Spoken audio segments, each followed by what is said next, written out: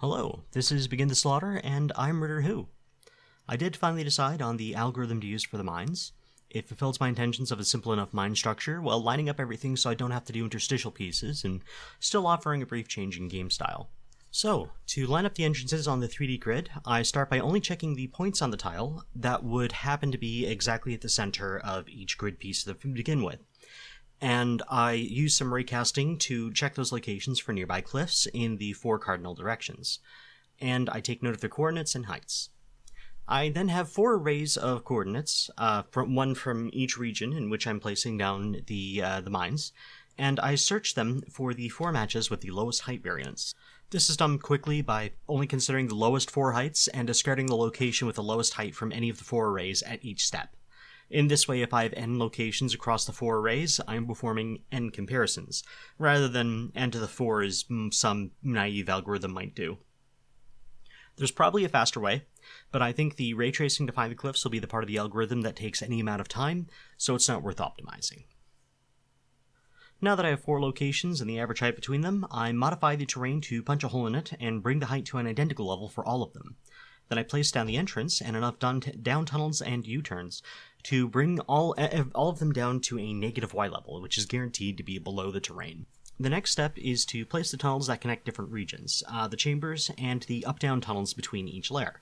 I place those down before I decide anything else about where anything else goes. Now I only need to consider each layer separately.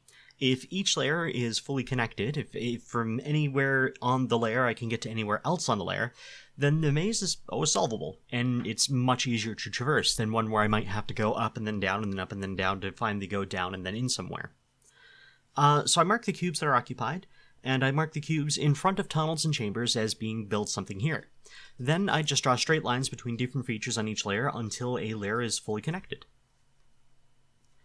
For each grid cube, I then look at its neighbors on the same plane and choose whatever piece and rotation will connect to every single neighbor.